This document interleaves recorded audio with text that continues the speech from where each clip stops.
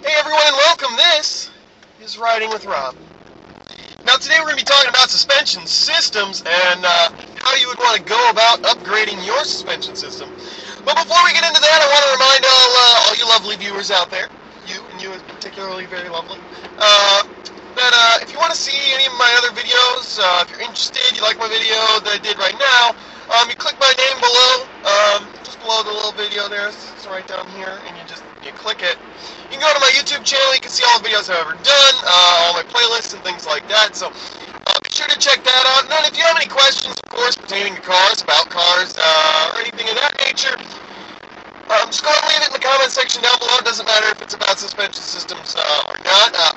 I like to do, reply videos to any car question type comments. Cool? Alright, so let's begin. And today I wanted to go ahead and start talking about, upgrading your suspension system. Now, hopefully you guys all enjoyed Bob's notes about suspension. And today we're going to talk about the do's with your suspension. Now, if you're looking into upgrading your suspension, first and foremost, you want to make sure that your suspension is in good working order. Everything is, working and nothing's damaged or broken, because if any part of your current stock suspension system is damaged or malfunctioning properly, or maybe a little worn out, that's going to affect the overall quality, and it may actually it may actually go out while you're driving with any upgraded parts if one part is, worn out and not functioning the way it should, or is perhaps already broken. So definitely make sure, check everything out, especially if you have an older car. Make sure everything's in good working order. Now, a really good way to go about upgrading your suspension system to begin with, while making sure that everything's, proper and in good working order, is getting a bushing kit. Now, they sell these polyurethane bushing kits, and my favorite company right now is Synergy. They make great polyurethane bushing kits. And what these do is they're going to stiffen up your stock suspension all across the board. Everything's going to be, nice and tight and held into place. And if you come across any worn or broken bushings, boom, you can replace them, and it's upgraded. And they're great. They make everything from sway bar bushings and to even the power steering, the rack and pinion bushings and stuff like that. So they're really great. They make end links and things for your sway bars and stuff. So it's a really good way to start as far as your suspension system goes. Like I said, you'll be checking over everything and replacing anything that's broken.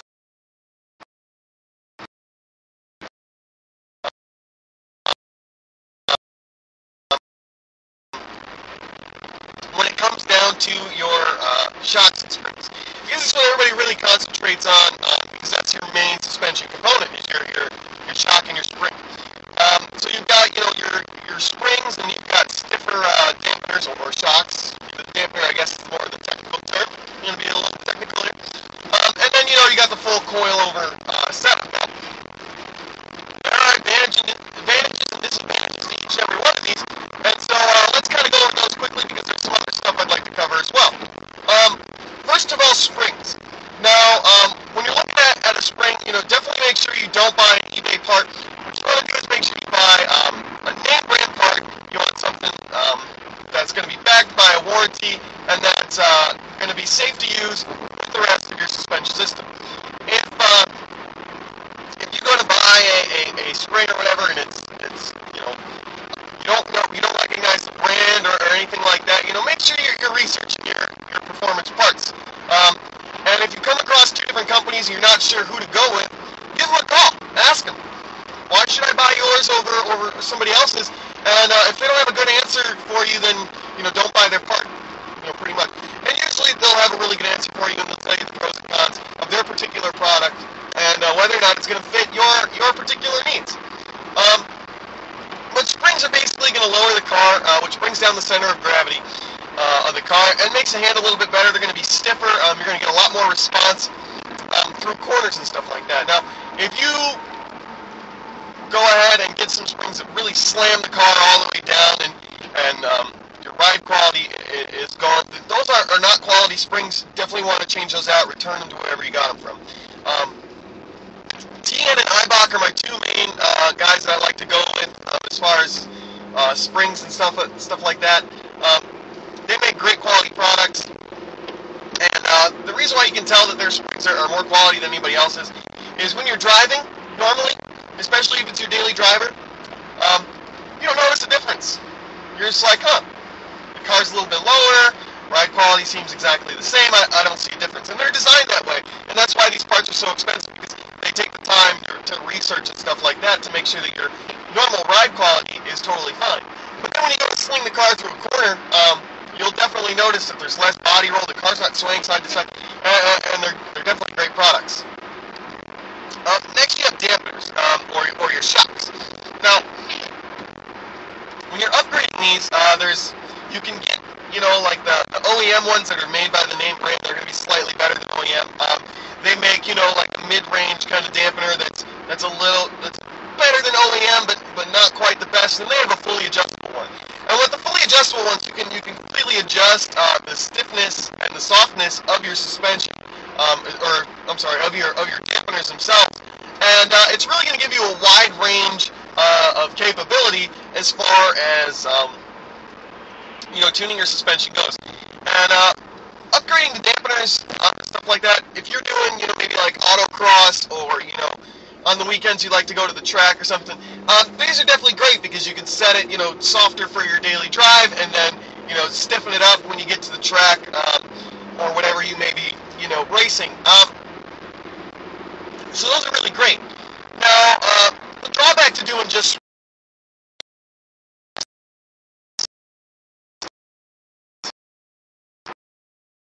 as far as the stiffness of the dampener itself, and springs, you put the spring on and that's it. It lowers the car to whatever height that they've specified. That's the spring rate that you get, and that's it. There's really no adjustability at all.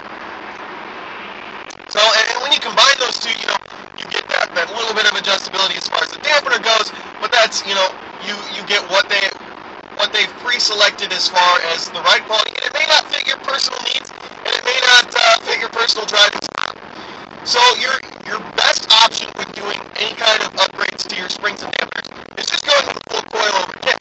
Now, a full coilover kit looks basically the same as your normal strut assembly there. You've got the spring that coils over the dampener. And the main difference is it's fully 100% adjustable. You can adjust the dampener stiffness, you can adjust the ride height, you can even adjust the spring rate based on where the perch is set and the height of the plate and everything. And a lot of the plates too, they come with camber and caster adjustments.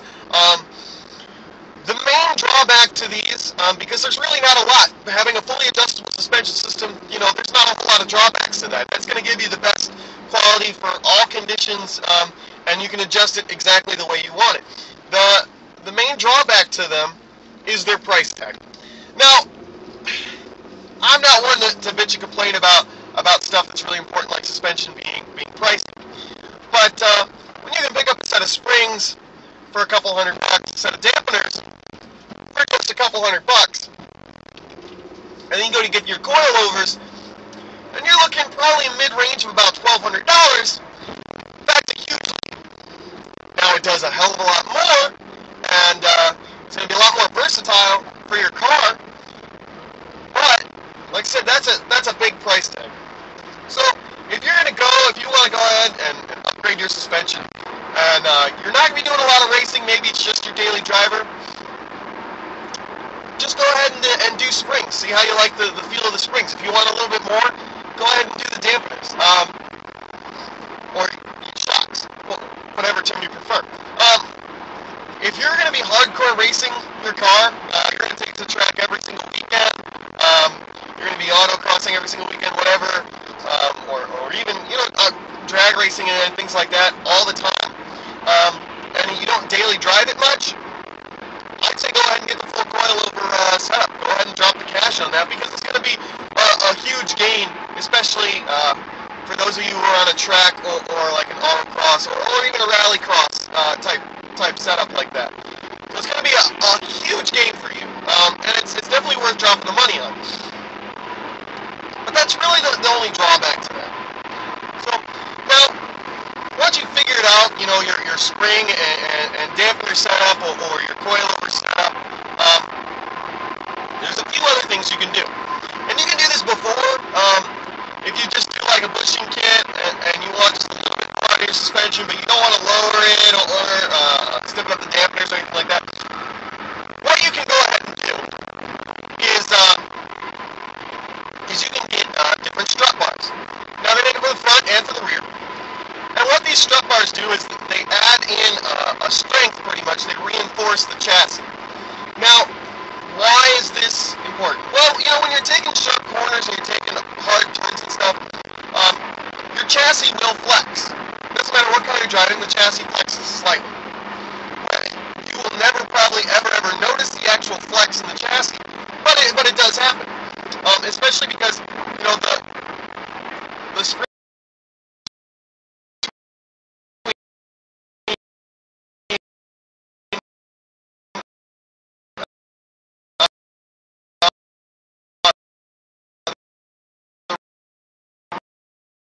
there, and so really they're connected decently on the bottom, but not so much on the top.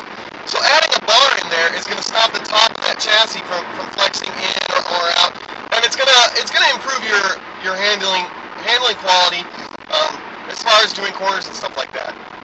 Straight line racing, you're really not you're going in a straight line, so you know, probably not that big of a deal to you. They're definitely a good thing to have. They're not a major improvement. You're not going to be looking at a huge difference, but they're definitely an improvement. And under certain circumstances, you can definitely tell that the chassis has been stiffened. Now, another way to get your chassis a little bit stiffer is they make braces for underneath the car, and those do basically the same thing, but from underneath. They tie parts of the car together that normally aren't tied together. And as far as, you know, the chassis and the frame goes, and it's going to stiffen up the whole chassis and therefore provide you a better ride quality. Now keep in mind that stuff like this is going to add a little bit of weight here and there, so be prepared to compensate for that. You may or may not notice it.